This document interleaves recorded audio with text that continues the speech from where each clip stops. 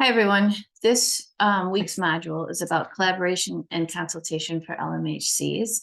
This lecture is a quickie, but it's so important. And I've been in the field for 20 years, and I really believe that this is the missing piece about how we can all work together to best serve clients and how we can do things like decrease burnout for LMHCs and increase our capacity to learn from each other and from different fields of experience. So I want to talk to you briefly today about collaboration and consultation for LMHCs. So the first thing we need to do is talk about the difference between consultation and collaboration.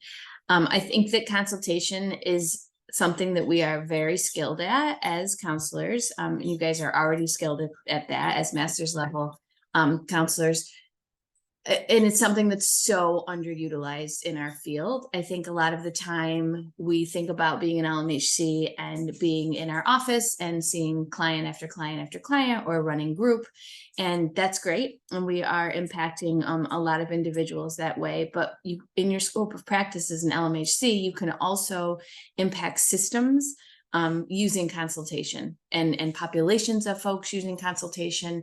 And it's really a good bang for your buck as an LMHC. So let's talk about what it is. So consultation is an interpersonal helping relationship that uses problem solving to achieve a goal. So your consultees are the people that you are working with. And then the client system is the individual, group, system, or organization, or the community at large that you're trying to solve the problem for. So in consultation, you as the LMHC are working with a consultee to help with a problem that's happening in a client system. The problem solving is collaborative in nature, but the function of being a consultant looks different than being a collaborator.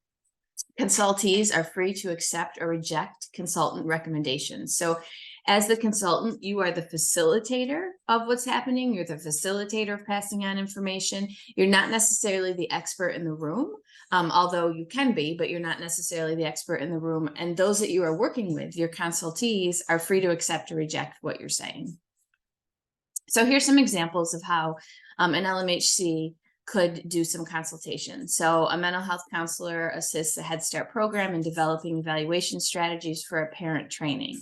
So as the consultant, you are working with Head Start to come to a shared goal and vision around how do we do a great parent training session. You're not working with the parents themselves, but you're working with the organization to get to the parents. Or a mental health counselor assists a group of rural human service agencies to build a network for responding to common issues.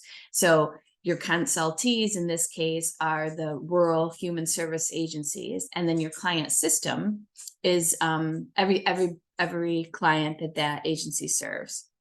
And then the third one, a mental health counselor facilitates a group of other mental health professionals in developing an ecological approach and practice that emphasizes outreach and client advocacy strategies for assisting underserved populations. That's a mouthful. So as the mental health counselor, you are the consultant. Your consultees are other mental health professionals, and you're all working towards that goal of advocacy strategies for underserved populations. And then the last one, a group of mental health consultants assists the university in examining and revising aspects of its crisis communication plan. So you're using your expertise in crisis counseling to work with a university to help the client system, but you're not doing the actual crisis counseling. So collaboration is a huge one. So collaboration is the one that I think is most underutilized in our field, along with consultation. And you guys probably know this as professionals already, but you will see in the LMHC world that a lot of folks don't play nice with each other in the sandbox, right? So you have agencies, you have private practitioners, you have hospitals, everybody is vying for clients. And as we know, there's a huge shortage and there's enough clients to go around. But every agency that you work for or work with has different priorities, and a lot of those center around productivity, and productivity is measured by the number of clients in and out every single day.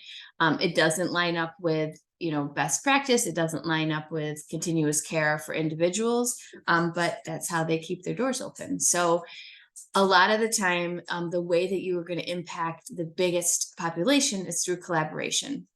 So collaboration is a process in which two or more parties work together to assist a client system towards some desired outcome. The difference between consultation and collaboration is in consultation, you are working with a consultee to impact a system. In collaboration, you are providing direct service to that client system. So parties can be of different disciplines. I actually recommend this.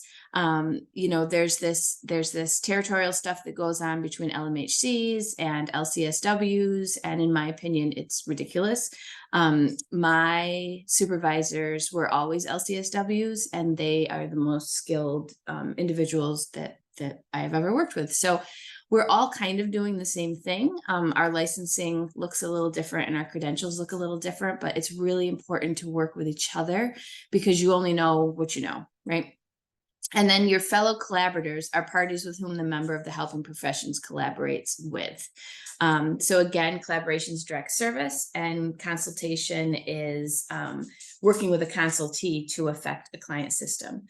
So let's look at a couple examples of collaboration. So you as a mental health counselor serves on an interagency team to design an ecological approach to developing social supports within a human service agency. So you're on the team that is designing these supports that is a direct service to these clients. Or a mental health counselor serves as part of a site-based planning team for a local school focus program. You serve on the planning team and then you provide direct service. Or two mental health counselors in the same agency team up to help a client suffering from a medical condition, each working with a different yet coordinated aspect of the case. And this happens a lot of times in agencies too. If you are working with a social worker, or you're working with a partnership like through law enforcement or CPS when it comes to kids, or DFF, or any sort of those kind of systems things to help clients do the best that they can. So just to reiterate, consultation versus collaboration, and I like this model because it really helps to point it out. Consultation, you're working with a consultee for the client system. You're not doing direct service with the client system. In collaboration, two collaborators work together to impact the client system. So you are working directly with the client system in this case. So let's look at best practice consultation and collaboration. So there are some things that have to occur in order for best practice to happen. Consultation and collaboration are a skill. We could have an entire course developed, just around consultation and collaboration, but it's a skill and it's something that takes practice. So best practice around that, you want to make sure that you're maintaining confidentiality.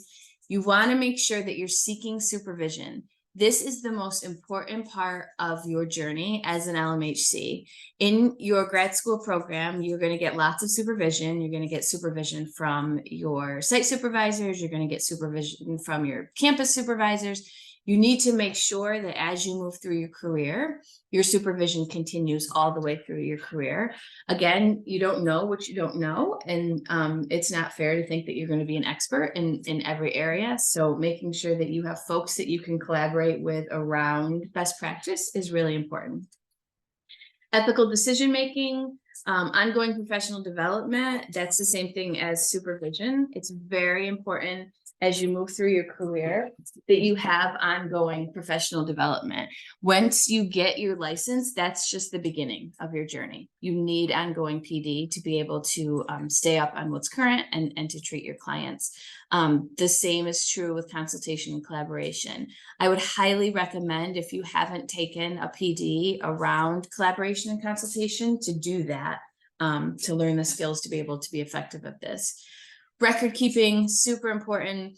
Consultation groups can be really helpful. So like meeting with other folks around what consulting looks like, and problem solving any sorts of things that come up along the road. Feedback and evaluation. This is so important. Be open to anything good or bad that comes your way based on, how clients' outcomes are, or if you're consulting with somebody and the program is effective, you need evaluation on that. If you're consulting with somebody and the program is ineffective, you also need evaluation on that. Boundary management, super important. You have to abide by the ACA Code of Ethics, no matter if you are engaging in consultation, collaboration, or direct service counseling. So making sure that your boundaries are in place. Crisis management and up-to-date regulations. So regulations change all of the time. The New York State Office of Professions changes all of the time. Best practice treatment changes all of the time. So in the lens of consultation and collaboration, making sure that you're up on what's happening so you can do the best with the clients and the client systems that you're working with. Okay, last slide. Let's focus on collaboration, and your assignments this module are going to be all around collaboration because, again, it's the missing piece. So there are specific skills that come with being a great collaborator, right? So using clear communication and defining roles and responsibilities. Nothing ends great collaboration as fast as everybody vying to be in charge, or people bring different strengths to the table, and it's not fair to assign somebody a role or assume somebody has a role that they don't have when you're collaborating, because then you're just going to have conflict within each other and nothing's going to get done.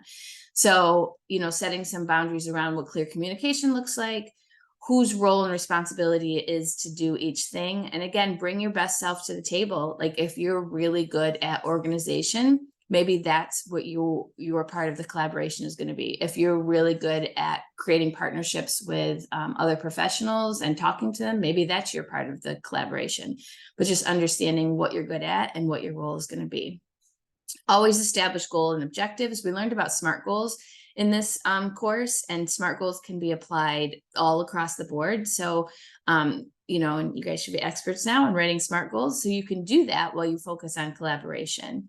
Fostering a positive team environment. I know a lot of us have worked in toxic workplaces and toxic settings. So you want to assume good intent always and do your part in fostering a positive team environment. Technology and tools are amazing. There are so many out there that can help us. So thinking about when you collaborate, things like logistics, does it make sense for people to drive to a common location to collaborate? Can you collaborate over, an online platform? And sometimes it does make more sense to be in person, right? To have those relationships that build. And then what tools can you use? Regular check-ins and meetings, you want to make sure that you show up, that you're on time, that you have an agenda when you're collaborating with other people. You don't want to waste people's time, just like you don't want your time wasted. So making sure that you're sticking to what you're collaborating about.